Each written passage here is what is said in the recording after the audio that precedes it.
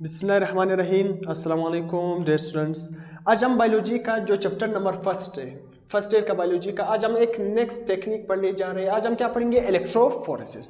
तो इलेक्ट्रोफोरेसिस क्या है? दरअसल में ये हम लैब में परफॉर्म करते हैं। देखो, जब आप लेबॉर्ट्री में जाते हो ना, कोई टेस्ट करते हैं, वहाँ पर मुख्तलिफ किस्म के हम टेक्निक करते हैं। लेबॉर्ट्री में मुख्तलिफ, जिस तरह मैंने आपको बहुत सारे टेक्निक, सेल फ्रैक्शनेशन आपको पढ़ाया था, उसी तरह माइक्रो डाइसेक्शन पढ़ाया था। ये सारे टेक्निक्स हम कहाँ पर करते हैं? लेबॉर्ट्री में करते हैं। तो ये टेक्निक्स अभी बायोलॉजी में हम थोड़ा थोड़ा पढ़ते हैं, ये दरअसल में हम कहाँ पर परफॉर्म करते हैं? लेबॉर्ट्री में। तो इलेक्ट्रोफोरेसिस भी एक टेक्निक है। मतलब क्या है? एक टेक्निक। और ये टेक्निक हम क्यों परफॉर्म करते हैं, इसका एक क्या है रीजन है, फायदा है, मुख्तलिफ क्या है मसला, हम जो मसले है, प्रॉब्लम है, उसको हल करने के लिए हम ये टेक्निक यूज करते हैं। अब कौन से मसले हैं वो भी हम पढ़ेंगे। तो सबसे पहले आते हैं कि ये जो टेक्निक है, लेबॉर्ट्री टेक्निक हम यूज करते हैं ना, इलेक्ट्रोफोरेसिस, इसका मतलब क्या है? इसको हम क्या है? जेल इलेक्ट्रोफोरेसिस भी कहते हैं। कुछ बुक में क्या लिखा है? Gel electrophoresis. जेल इलेक्ट्रोफोरेसिस क्यों कहते हैं? क्योंकि इसमें हम एक जेल यूज करते हैं। कौन सा मीडियम यूज करते हैं? जेल मीडियम यूज करते हैं। तो इलेक्ट्रो, जिधर भी लफ्ज इलेक्ट्रो आ जाए तो उसका मतलब क्या होता है? इलेक्ट्रो का मतलब क्या है? इलेक्ट्रिसिटी। क्या है? इलेक्ट्रिसिटी, बिजली। हाँ, तो इलेक्ट्रो का मतलब क्या है? इलेक्ट्रिसिटी। और फोरेसिस का मतलब क्या है? सेपरेशन। क्या है? सेपरेशन, अलग करना, सेपरेशन। तो इलेक्ट्रोफोरेसिस का मतलब क्या हुआ?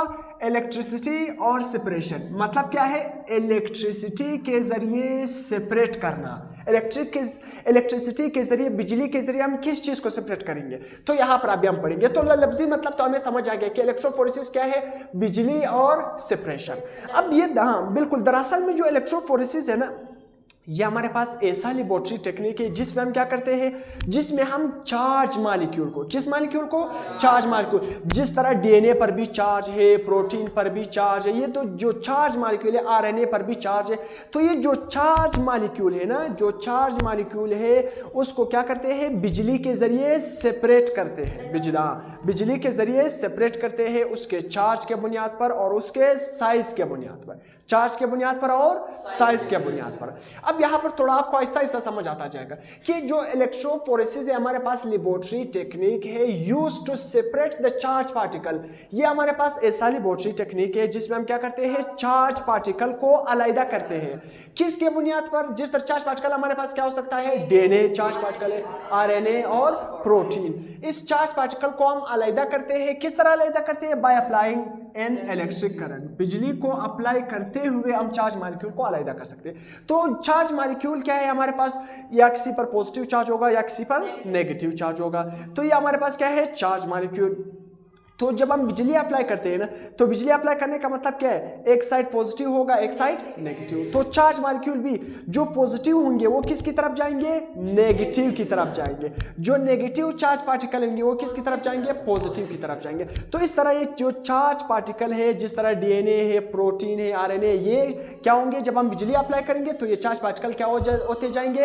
अलग होते जाएंगे। अब यहाँ पर रीजन आता है कि हम चार्ज पार्टिकल डीएनए, आरएनए और प्रोटीन, इसको अलग क्यों करते हैं? इसको अलग क्यों करते हैं बिजली के जरिए? इसके पीछे एक रीजन है, अभी मैं आपको बताऊंगा। तो ये तो आपको समझ आ गया। अब यहां पर हम आते हैं कि ये जो हमारे पास इलेक्ट्रोफोरेसिस है, ये वर्क किस तरह करता है, हाउ इट वर्क, या दूसरे अल्फाज में इसका मैकेनिज्म क्या है? दूसरे अल्फाज में क्या है? मैकेनिज्म। किसका मैकेनिज्म क्या है, या ये किस तरह वर्क करता है? तो बहुत ही आसान। जब हमारे पास क्या है? ये एक हमारे पास क्या है? जल है। ये हमारे पास क्या है? जल है। जो ऑलमोस्ट हम जल यूज करते हैं, हम क्या यूज करते हैं? एगेरोस। क्या है? एगेरोस जल यूज करते हैं। एगेरोस जल यूज करते हैं, और भी बहुत सारे जल यूज करते हैं। तो हमारे पास ये जो ब्लैक से मैंने बनाया, ये मेरे पास क्या है? जल है। ये क्या है? जल है। और देखो यहाँ पर एक पॉजिटिव साइड है और एक नेगेटिव साइड है। और पॉजिटिव यहाँ पर मैंने क्या अटैच की? एक बैटरी है। ये क्या है हमारे पास? बैटरी है। ये बैटरी का पॉजिटिव साइड है, ये बैटरी का नेगेटिव साइड है। तो पॉजिटिव को पॉजिटिव से कनेक्ट किया, नेगेटिव को नेगेटिव से कनेक्ट किया। तो जल को मैंने बैटरी के साथ, करंट के साथ अटैच किया। अब आते हैं यहां पर, देखो जल में छोटे छोटे सुराख है, छोटे छोटे सुराख है।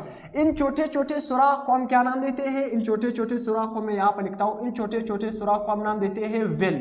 क्या नाम देते हैं? वेल का नाम देते हैं। क्या नाम देते हैं? वेल। अब देखो मैंने लेट सपोज एक चार्ज पार्टिकल उठाया। चार्ज पार्टिकल मेरे पास क्या है? डीएनए। तो डीएनए क्या मैंने क्या कर दिया? डीएनए मेरे पास क्या है? डबल स्ट्रैंडेड स्ट्रक्चर होता है। इस तरह क्या होता है? डबल स्ट्रैंडेड स्ट्रक्चर होता है। तो मैंने डीएनए के क्या बनाए? फ्रेगमेंट्स बनाए। डीएनए के क्या बनाए? छोटे छोटे फ्रेगमेंट्स बनाए। क्या बनाए? फ्रेगमेंट, छोटे छोटे फ्रेगमेंट्स बनाए। ये हम किसके जरिए करते हैं? Nucleus enzyme. क्या है? Restriction Indo nucleus enzyme biotechnology में हम पढ़ेंगे कि जिसके जरिए हम डीएनए को क्या करते हैं? छोटे छोटे हिस्सों में तकसीम करते हैं। हाँ, तो डीएनए को हमने छोटे छोटे फ्रेगमेंट्स में हिस्सों में तकसीम किया। तो डीएनए हमारा क्या है? एक सिंपल है, तो सिंपल है। तो मैंने डीएनए को उठा लिया, यहां पर क्या कर दिया? यहां पर भी प्लेस कर दिया, यहां पर भी प्लेस कर दिया, यहां पर भी प्लेस कर दिया। तो आसान अल्फाज में हम कहते हैं कि मैंने जेल में सिंपल को क्या कर दिया? लोड कर दिया। उसके अंदर मैंने सिंपल डाला। जब मैंने सिंपल डाला तो सिंपल मेरे पास एक चार्ज मॉलिक्यूल है। फिर इस जेल को मैंने एक करंट के साथ अटैच किया, बैटरी के साथ अटैच किया। जब मैं करंट के साथ अटैच करूंगा तो बहुत ही आसान बहुत आसान मतलब क्या है कि जो हमारे पास क्या है? पॉजिटिव चार्ज पार्टिकल है वो पॉजिटिव की तरफ मूव करेंगे, जो नेगेटिव चार्ज पार्टिकल है वो नेगेटिव साइड की तरफ मूव करेंगे। तो एक किस्म का हमारे पास क्या है? देखो, और दूसरा हमारे पास ये हमारे पास क्या है? देखो यहाँ पर जो बेंड हमें मिला, देखो हमारे पास एक बेंड ये मिला हमारे पास। मैंने यहाँ पर सिंपल नोट किया तो मेरे पास जो पैटर्न मिला वो डीएनए का पैटर्न इस तरह मिला। देखो पैटर्न हमें इस तरह मिला। तो इस दूसरे सिंपल में हमारे पास लेट सपोज किसी मैंने डीएनए डाला है, लेट सपोज किसी का डीएनए मैंने डाला है, तो मुझे दूसरे सिंपल का हमारे पास क्या है? यहाँ पर मैंने नोट किया, उसका पैटर्न ये मिला। तीसरे जो हमारे पास वेल है उसका पैटर्न ये मिला, चौथे का पैटर्न ये मिला। तो ये हमारे पास जो चार्ज मॉलिक्यूल सेपरेट हो रहे हैं, चार्ज मॉलिक्यूल क्या हो रहा है? अलग हो रहा है। देखो जिस पर नेगेटिव चार्ज होगा वो किस तरफ मूव करेंगे? हम पॉजिटिव साइड की तरफ मूव करेंगे। देखो हमेशा पॉजिटिव किसकी तरफ मूव करेगा? नेगेटिव की तरफ। नेगेटिव किस तरफ मूव करेगा? पॉजिटिव की तरफ मूव करेगा। तो ये हमारे पास पॉजिटिव साइड है, नेगेटिव इलेक्ट्रोड है, और ये पॉजिटिव इलेक्ट्रोड है। तो जो पॉजिटिव चार्ज होंगे वो नेगेटिव इलेक्ट्रोड की तरफ आ जाएंगे, जो नेगेटिव चार्ज होंगे वो पॉजिटिव इलेक्ट्रोड की तरफ जाएंगे। और उसी तरह जिसका साइज छोटा है वो जल्दी मूव करेंगे। वो क्या करेंगे? जल्दी मूव करेंगे जेल में। जिसका साइज ज्यादा है वो क्या है? आहिस्ता आहिस्ता मूव करेंगे। तो सिंपल हमने नोट किया, जेल में हमें इस तरह मुख्तलिफ किस्म के सिंपल मिले। क्या मिले? हमें मुख्तलिफ किस्म के सिंपल मिले, मुख्तलिफ किस्म के हमारे पास सिंपल मिले। तो ये इसका क्या है? एक किस्म का मैकेनिज्म है कि ये जेल किस तरह वर्क करता है। अब इसका हम पढ़ते भी है कि इसका फायदा क्या है। तो लेट्स सपोज यहाँ पर मैंने कुछ वर्डिंग लिखी है, क्योंकि आपने पेपर में नोट्स भी बनाने होते हैं, कंसेप्ट भी बनाना होता है, सब कुछ आपने करना होता है। तो इसको आप अल्फाज में किस तरह लिखोगे कि इलेक्ट्रिक करंट पास, जब हम जेल से इलेक्ट्रिक करंट को क्या करते हैं? पास करते हैं। तो इस जेल को जब हम करंट से क्या है? अटैच करते हैं, बैटरी से अटैच करते हैं, जब इसमें से करंट पास होता है तो फिर क्या होता है? Number 1 point, negatively charge particle moves toward the positive electrode. जो नेगेटिवली चार्ज पार्टिकल होंगे वो किस तरफ मूव करेंगे? पॉजिटिव साइड की तरफ मूव करेंगे, पॉजिटिव इलेक्ट्रोड की तरफ मूव करेंगे। उसी तरह positively charge particle moves toward the negative electrode. जो पॉजिटिव चार्ज पार्टिकल होंगे वो किस तरफ मूव करेंगे? नेगेटिव की तरफ मूव करेंगे। बहुत ही आसान। Small molecules move faster. जो छोटे छोटे मॉलिक्यूल होंगे, छोटे छोटे फ्रेगमेंट्स होंगे वो क्या है? फास्टर, जल्दी मूव करेंगे। बड़े बड़े क्या है? स्लोली मूव करेंगे। तो आखिर में हमें क्या मिलेगा? Separated on size and charge. हमें क्या है? यहाँ पर जो मुख्तलिफ किस्म के पैटर्न हमें मिल गए, ये जो पैटर्न हमें मिले अलग हो गए। ये किसके बुनियाद पर अलग हो गए? चार्ज के बुनियाद पर और साइज के बुनियाद पर। चार्ज के बुनियाद पर और साइज के बुनियाद पर अलग हो गए। तो ये हमें पता चल गया। हम सिंपल यहाँ पर डीएनए लोड कर सकते हैं, आरएनए लोड कर सकते हैं, प्रोटीन लोड कर सकते हैं इस जेल में, और मुख्तलिफ किस्म के हमें फ्रेगमेंट मिल सकते हैं। तो अब आते हैं इसके इस्तेमालात क्या है, ये टेक्निक हम क्यों परफॉर्म करते हैं ना। जब आप चीज़ को पढ़ते हो ना तो फिर उसका रीज़न भी पढ़ते हो कि इसका मकसद क्या है। तो इसका मकसद हमारे पास बहुत ही स्ट्रेट है और बहुत ही इंपॉर्टेंट काम है। इसका मकसद बहुत इंपॉर्टेंट है, इसका इस्तेमाल बहुत इंपॉर्टेंट है। Number 1 DNA analysis. इसको हम क्या है? डीएनए एनालिसिस का मतलब क्या है? Checkup, to checkup. क्या है? To checkup. डीएनए को चेक करने के लिए, डीएनए को चेक करने के लिए मतलब फिंगरप्रिंटिंग। हमारा डीएनए, हर एक का डीएनए एक दूसरे से क्या होता है? अलग होता है। देखो हमारा जो फिंगरप्रिंट है, फिंगरप्रिंट हर एक का अलग होता है या नहीं? सबका अलग होता है फिंगरप्रिंट। तो इसी वजह से हम डीएनए को एनालाइज करने के लिए, अब डीएनए एनालाइजिंग का फायदा क्या है? डीएनए को चेक करना। अब देखो किधर क्या हो गया? मर्डर हो गया, कत्ल हो गया ना, हमें पता नहीं चला, बंदे ने किसी को कत्ल कर लिया। या किधर क्या हो गया? लेट सपोज कोई भी मतलब कत्ल हो गया या चोरी हो गई, जो भी हो गया ना। तो अब देखो उस मर्डर को ढूंढने के लिए, लेट सपोज एक बंदे ने एक बंदे का कत्ल कर दिया, वो बंदा वहां पर मर गया, हमें पता नहीं चला कि इस बंदे को किसने मारा है। तो लेट सपोज जिस बंदे ने मारा होगा तो उसने इसको हाथों से कुछ किया होगा, या तो गला दबाया होगा, या तो कुछ किया होगा ना। अगर लेट सपोज जिस बंदे ने मारा है, इस बंदे का कत्ल किया है, अगर जिस बंदे ने मारा है, अगर उस बंदे का हमें एक छोटा सा सेल भी मिल जाए ना, देखो अगर मैं इस बोर्ड को टच करता हूँ तो इस बोर्ड पर मेरे हाथों के सेल यहाँ पर रह जाते हैं, यहाँ पर सेल रह जाते हैं। अगर मेरा एक बाल भी गिर जाए तो आप उठाओगे तो उससे आप मेरा डीएनए निकाल सकते हो। तो अगर जिस बंदे ने क्या किया, इस बंदे को मारा है ना, तो अगर जिस बंदे ने मारा है इस बंदे को, अगर हमें क्या है, ये जो कातिल है ना, अगर इसका हमें एक सेल भी मिल जाए, लेट सपोज एक बाल उसका मिल जाए, तो इस बाल मिल जाए, छोटा सेल मिल जाए, तो इस सेल को हम उठाते हैं, इस बाल से हम, इस सेल में बाल, अगर हमें लेट सपोज उसका हेयर मिल गया, बाल मिल गया, तो उसके अंदर भी क्या मौजूद है, डीएनए, तो उससे हम डीएनए निकालते हैं। तो जब हम डीएनए निकालते हैं ना, इस मर्डर यहाँ पर इस बंदे का कत्ल हो गया, तो यहाँ पर जब हम हो गया, हमें सेल मिल गया कि ये जो बाल यहाँ पर गिर गया है ये क्या है, जो जिसने कत्ल किया है उसका बाल है, तो इससे हम डीएनए निकालते हैं और इस डीएनए को हम यहाँ पर डालते हैं, क्या करते हैं, डालते हैं। तो यहाँ पर सिंपल नोट करते हैं। तो लेट्स सपोज जो यहाँ पर पहला वेल है, जो यहाँ पर पहला क्या है हमारे पास 4 है, इसके अंदर हमने क्या डाला, हमने यहाँ पर जो हमें बाल मिला, हमें यहाँ पर बाल मिला, हमने उसी से डीएनए निकाला, यहाँ पर लोड कर लिया। हाँ, लेट सपोज हमारे पास जो पैटर्न मिला वो ये वाला पैटर्न मिला, लेट सपोज जो पैटर्न मिला वो ये वाला पैटर्न मिला।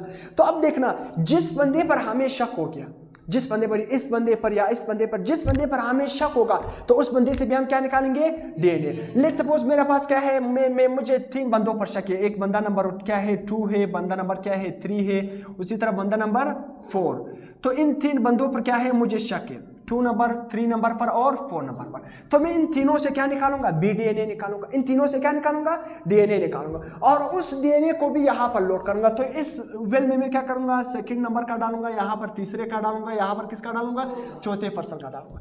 अब देखो, जो यहाँ पर मुझे ये जो बंदा कत्ल हो गया था, यहाँ पर मुझे एक बाल मिला था, जो बाल मिला था जिस बंदे ने कत्ल किया होगा इस बंदे का, तो लेट सपोज उसका मुझे एक सेल मिला या बाल मिला, तो उसे जब मैंने डीएनए निकाला, तो अब ये वाला जो मुझे क्या है, यहाँ पर जो बाल से मैंने डीएनए निकाला था, अगर इसका जो पैटर्न है इन तीनों में से किसी के साथ मैच कर गया, लेट सपोज ये जो पैटर्न है हमारे पास क्या है, मैं यहाँ पर किसी के साथ मैच कर लेता हूँ, तो फिर हमें पता भी चल जाएगा। लेट सपोज 1 2 3 ये वाला जो पैटर्न है किसके साथ मिल गया हमारे पास, लेट सपोज मैं यहाँ पर बनाता हूँ इस वाले पैटर्न के साथ, कि बंदे नंबर 4 के साथ ये पैटर्न मिल गया, यहाँ पर भी हमारे पास ये पैटर्न मिल गया, यहाँ पर भी मिल गया, उसी तरह यहाँ पर भी मिल गया ये वाला, और यहाँ पर जो लेट सपोज हमारे पास किसके साथ मैच कर गया ये पैटर्न, नंबर 4 के साथ मिल गया।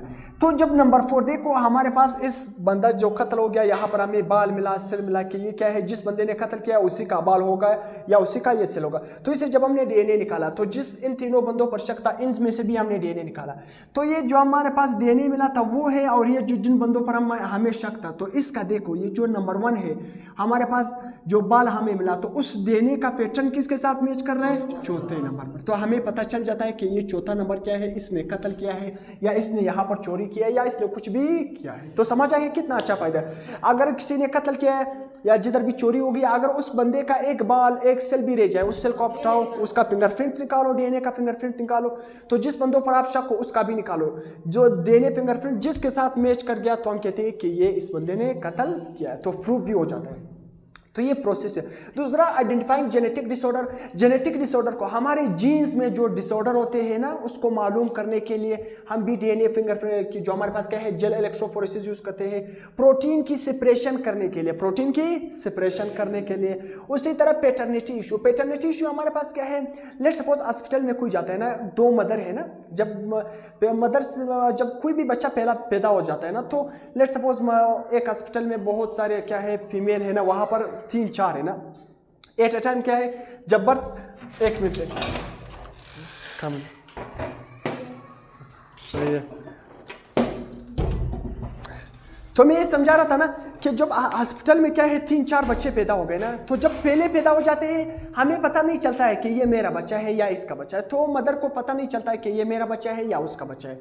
तो अगर हमने क्या करना हो, इस इशू को सोल्व करना हो, तो हम बच्चे से भी डीएनए निकालते हैं, मदर से भी डीएनए निकालते हैं। तो अगर बच्चे और मदर का डीएनए मैच कर गया, तो हम कहते हैं ये इसका बच्चा है, ये उसका बच्चा है। तो इसी वजह से इसको हम कहते हैं पैटर्निटी इशू। हिम्मत, आप क्यों लेट आए हो? हाँ, काम था। अब क्या है फोरेंसिक साइंस। तो फोरेंसिक साइंस मैंने यही बताया कि किसी का मर्डर हो गया, कत्ल हो गया, तो उसको ढूंढने देखने के लिए हम क्या करते हैं, जेल इलेक्ट्रोफोरेसिस को यूज करते हैं। अब स्पेक्ट्रोफोटोमेट्री। स्पेक्ट्रोफोटोमेट्री हमारे पास क्या है, फिर उसका मतलब समझते हैं। स्पेक्ट्रो का मतलब क्या होता है, स्पेक्ट्रम। स्पेक्ट्रो का मतलब क्या होता है, स्पेक्ट्रम। फोटो का मतलब क्या होता है, लाइट। मेट्रिक का मतलब क्या होता है? पैमाइश, मेयरमेंट। क्या है?